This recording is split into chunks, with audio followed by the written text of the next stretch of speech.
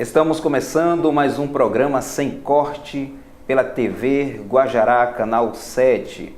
O nosso entrevistado de hoje é pós-graduado em Cardiologia e Ultrassonografia. Ele é nordestino, de Juazeiro do Norte, no Ceará. Estamos falando do Dr. Dimas Picanço Cisnando, ou mais conhecido como Dr. Dimas.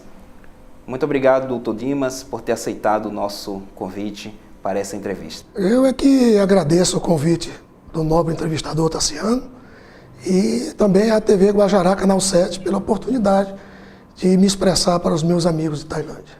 Dr. Dimas, a nossa primeira pergunta é uma pergunta mamão com açúcar. O que Tailândia significa para você? Simplesmente Tailândia hoje significa tudo para mim. Eu sou nordestino, de Juazeiro do Norte.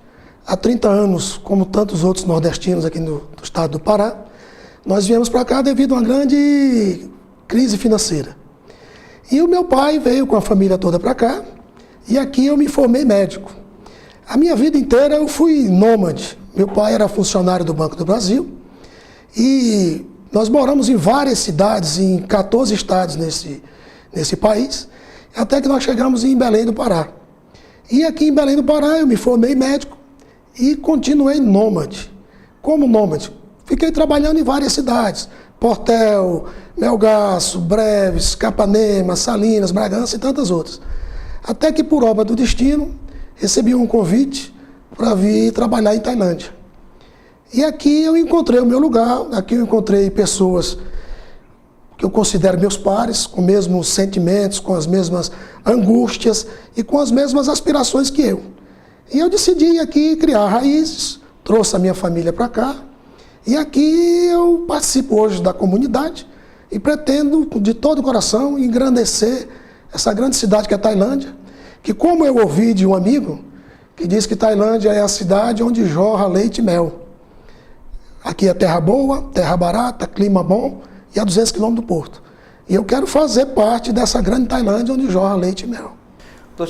Doutor Dimas, geralmente os jovens que adentram para o mundo esportivo, no caso o futebol, entra porque foi inspirado por algum jogador, Neymar, Messi, Pelé, Maradona e etc. O senhor é médico. O senhor escolheu ser médico por causa de alguma influência pessoal, ou porque leu Hipócrates, o pai da medicina? O que te levou a escolher ser médico? Bom, a medicina na minha vida aconteceu por acaso. O meu pai foi muito pobre. Meu pai era muito pobre em Juazeiro do Norte. Meus avós tiveram grande dificuldade para dar os primeiros passos na educação do meu pai. E terminou meu pai tendo que ser seminarista em Carpina, no Pernambuco, para poder concluir os seus estudos. E o grande sonho do meu pai era ser médico, e não conseguiu.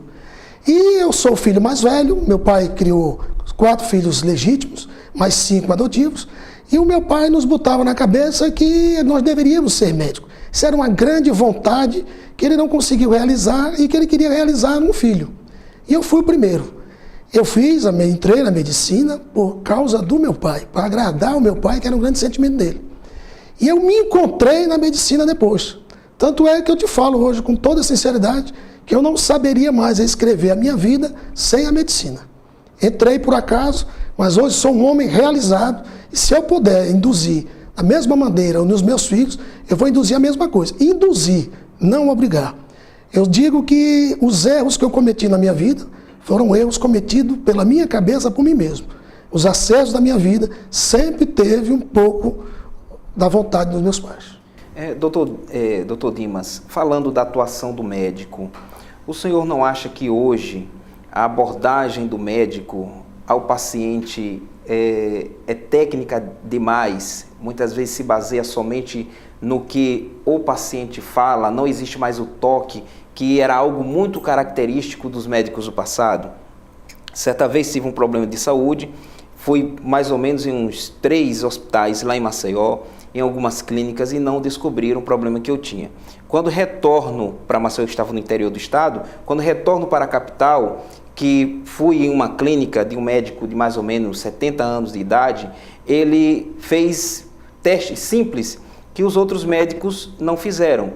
pediu para que eu ficasse de pé, abrisse os braços, ficasse de uma perna só, fechasse os olhos e descobriu qual era o problema. Era um simples problema, no caso, labirintite, que não foi detectado nos outros hospitais, nas outras clínicas que eu havia passado. Mas eu percebi que no atendimento dele houve o toque, houve uma coisa mais prática. Então o senhor não acha que os médicos hoje são técnicos demais, perdendo um pouco da humanidade, da proximidade com o paciente?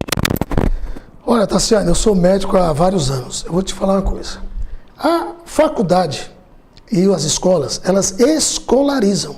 Elas te dão uma formação profissional. Certos sentimentos como respeito, humanidade, dignidade, companheirismo, isso aí vem de berço. Ninguém vai aprender isso na faculdade. A faculdade de medicina me ensinou a ser médico, mas esses sentimentos eu aprendi na minha casa. O que você está falando, isso é muito corriqueiro. Eu ouvi outro dia uma frase muito bacana que dizia: não se acaba a fome na África mandando cozinheiro. Se resolve a fome na África mandando estrutura. Essa estrutura não só é equipamento, essa estrutura é uma estrutura humana. Vários pacientes vão na minha clínica e reclamam que ninguém examina, que ninguém toca, que ninguém conversa. Realmente ficou tudo mecânico. Eu saí da faculdade de medicina e, como todos os outros colegas, eu saí sem saber de nada. Eu fui em busca de novos conhecimentos e aqui em Tailândia eu digo que eu sou um tudologista. Estou atuando em áreas que não são da minha alçada, mas por falta de médico a gente atua. Mas isso em nenhum momento me credencia a ser irresponsável, a ter uma soberba com a doença do paciente. Eu tenho pelo menos que acompanhar aquilo de perto, que tocar o paciente, que puxar aquela responsabilidade para mim e, acima de tudo, que ninguém vai achar que aquilo pode ser um familiar meu. Ok, muito obrigado, doutor Dimas, pela resposta. Doutor, analisando a estrutura, tanto profissional quanto a estrutura física, qual é a avaliação que o senhor faz do quadro da saúde ou de saúde aqui do município de Tailândia? Tem recursos? Falta recursos? Qual é a avaliação que o senhor faz? Olha, eu fui chefe da CNRAC aqui no estado do Pará há 4 anos.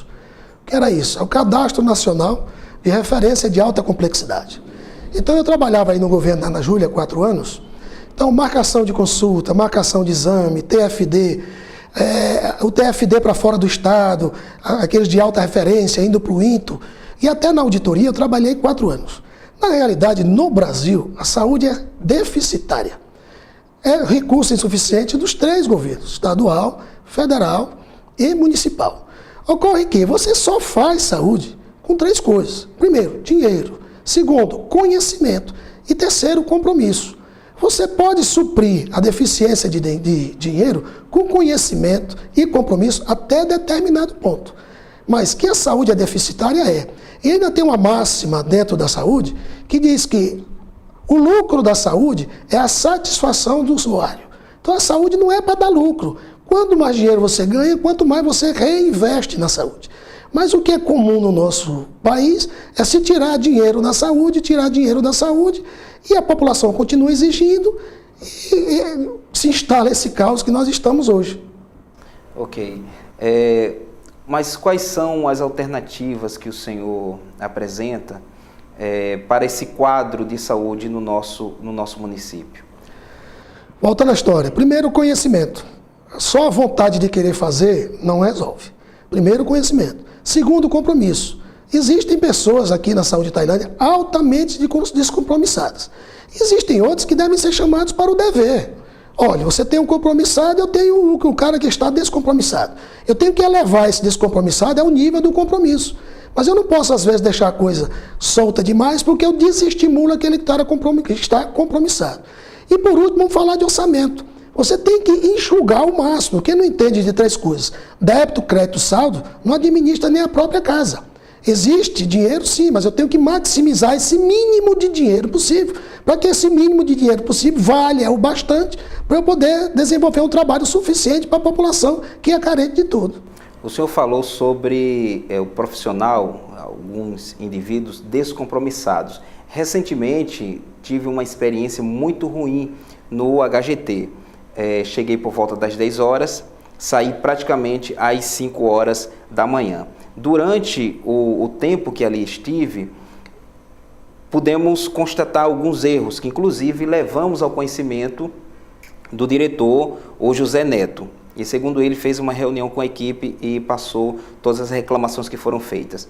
O mau atendimento já na recepção, os funcionários jogando lá joguinho de videogame pelo celular, os enfermeiros não dando nenhuma atenção aos pacientes, desde o momento que fui para uma sala reservada para quem recebeu os primeiros atendimentos, nenhum funcionário foi lá observar o estado dos pacientes e, pasme, funcionários ligaram o aparelho celular, tocando aquela música regional, o ritmo regional aqui do Pará, o Melody, que da sala onde estavam os pacientes era possível ouvir eles escutando tal música. Uma senhora já idosa, com um neto de 5 anos, provavelmente, ela foi aos enfermeiros, relatou que o menino estava se contorcendo de dores e nenhum funcionário foi lá atender. Até que eu fui lá, dei um discurso, um verdadeiro discurso, chamei aqueles funcionários a atenção.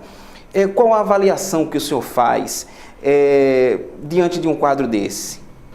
Deixa eu te contar uma coisa. Eu li recentemente um livro do Leandro Carnal, um filósofo brasileiro, e ele falava o seguinte, que Deus criou uma empresa chamada Paraíso e botou só 2 funcionários. E ele foi traído pelos 2 funcionários e teve que expulsar da empresa chamada Paraíso.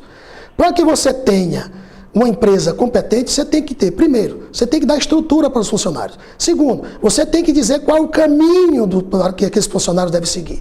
E terceiro, você tem que cobrar desses funcionários. Quem cobrou? Eu me lembro de outra história importante também, do Papa Francisco, quando foi escolhido, que o cardeal brasileiro, Dom Cláudio Rumes, disse para o Papa Francisco, Francisco, não te esquece dos pobres, não te esquece da opção pelos pobres. Basicamente, quem utiliza o Hospital Regional de Tailândia são os pobres, são os necessitados, são os humildes. Esporadicamente, o pessoal da classe média e da classe alta. Tudo bem. Quem deu voz a esses humildes para dizer se o hospital presta ou não presta? Por 2 vezes eu cobrei do setor público que fizesse uma audiência pública, para que ouvisse a comunidade. Não sou eu que estou falando mal, não é ninguém que está falando mal. A comunidade é que está falando. E como a voz de povo é a voz de Deus, nós vamos ter a certeza de que se o hospital está ou não prestando um bom atendimento. Doutor Dimas, ainda falando em saúde, olhando a cidade de Tailândia, o que o senhor entende que ainda necessita haver aqui em nosso município? Olha, Tailândia tem que avançar, porque na realidade nós retrocedemos muito. Hoje nós não temos uma urgência própria. Então é inadmissível que nós continuemos sem uma UPA, sem um atendimento de urgência. Nós estamos utilizando ainda a estrutura do Hospital Regional de Tailândia, que na realidade ele não foi criado com essa finalidade. Hoje nós não temos esse atendimento de urgência e emergência, o que torna um caos o atendimento da população. 2, nosso hospital fechou. Nós não temos hoje maternidade em Tailândia, como nós não temos hospital municipal. Hoje as nossas mulheres estão indo novamente ter os seus bebês no município mais próximo, que é o município de Goianésia. Quando eu cheguei aqui há 7 anos atrás, as nossas mulheres iam ter as suas crianças lá no município de Goianésia, no hospital do Dr. Heitor. Hoje não mudou o município, só mudou o nome. Agora é Dr. Dinário e Dr. Kelvin. Mas as nossas mulheres não têm mais as suas crianças aqui. E nós precisamos ter essa identidade. A nossa UPA precisa funcionar. Me fizeram uma pergunta lá na comunidade das Águas Claras. Doutor Dimas, você não acha que nós precisamos de ambulância aqui? Digo, acho. Mas nós não devemos fazer uma inversão de valores. Nós precisamos, primeiro, ter um atendimento digno de urgência e emergência para a comunidade de Tailândia. Senão, ao invés da comunidade, agora do paciente, morrer aqui na comunidade, eu boto numa ambulância, levo para Tailândia e agora ele morre. Dentro da ambulância lá em Tailândia, talvez com a velha e uma Bíblia na mão. Porque um atendimento digno de urgência do município não tem.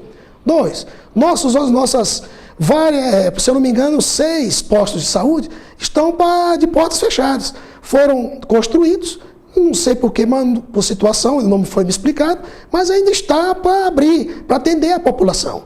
Nossa maternidade, voltando, é um caos aqui. Hospital, dificilmente vai sair do papel nessa gestão e na próxima gestão. Até porque pode até construir, mas dinheiro para isso, as AIHs já foram divididas com o Hospital Regional de Tailândia. Então, hoje, a saúde em Tailândia é uma questão difícil de se falar. Soube agora há poucos dias que o SAMU já não vai funcionar de maneira adequada. Soube também, se é boato eu não sei, mas chegou aos meus ouvidos, que talvez se feche o CAPS por falta de verbas. Nós já temos também outro caos aqui em Tailândia, que é o sistema de ambulância. Tem ambulância que está indo para Belém sem colchonete. Tem ambulância que vai para Belém que os pacientes estão se recusando. Isso é um retrocesso. Quando eu cheguei aqui, a situação era difícil, nós conseguimos dar um adequado atendimento, mas hoje, posso te falar, eu acho que eu tenho medo desse atendimento. Doutor Dimas, o que é que o senhor acha em relação a uma UTI, unidade de terapia intensiva, aqui no município? É possível isso? É viável isso estruturalmente e financeiramente? Olha, eu acho que Tailândia já comportava uma UTI, como Tailândia comporta uma UCI. Só que eu sou um cara muito crítico, eu sou médico, fiz pós-graduação em cardiologia, trabalhei 5 anos na cardiologia do Hospital Gaspar Viana, lá no setor de atendimento, e na UTI do Hospital Gaspar Viana. Eu fui médico do SAMU, todos os cursos de atendimento em SAMU eu fiz, fui chefe do SAMU no interior do estado do Pará. E às vezes você monta coisa para inglês ver, às vezes você monta coisa para fazer política. Na realidade, essa UCI, pelo que eu escuto de colegas médicos, de funcionários e de pacientes, essa UCI nunca funcionou como UCI. UTI pode ser que funcione amanhã, mas você precisa de estrutura, você precisa de pelo menos uma tomografia, uma ressonância, para fazer alguns exames especializados. O hospital aí tem melhorado a cada dia, mas algumas coisas aí é para se fazer política. E não estou falando só da empresa que está aí não, porque talvez ela esteja aí fazendo política para um terceiro, que é o governo do estado, isso aqui. Mas é coisa para inglês ver. Resolve alguns problemas? Resolve. Agora, você tem que ter pessoal especializado. Me diga quem é ali dentro, ali, se cirurgião ali tem especialidade em atendimento médico de UTI, se é especialista nisso. Material pode até ter, agora o material humano deixa um pouco a desejar. Quantos enfermeiros especialistas em UTI tem? Quantos técnicos especialistas? Não estou falando mal, fazem um bom serviço. Agora, dizer que é de qualidade, aí eu já fico com meus questionamentos. Muito obrigado, doutor Dimas. O nosso primeiro bloco vai ficando por aqui, não saia daí. No segundo bloco, o doutor Dimas continuará falando sobre doenças. Vamos falar sobre hipertensão, sobre diabetes e as consequências que os acidentes de moto traz para a saúde aqui do nosso município. Então, voltamos daqui a pouquinho.